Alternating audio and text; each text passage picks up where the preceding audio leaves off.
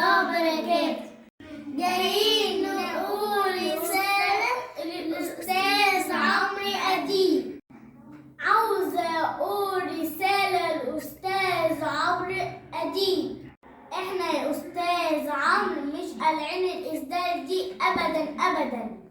الإسدال ده يا أستاذ عمرو طه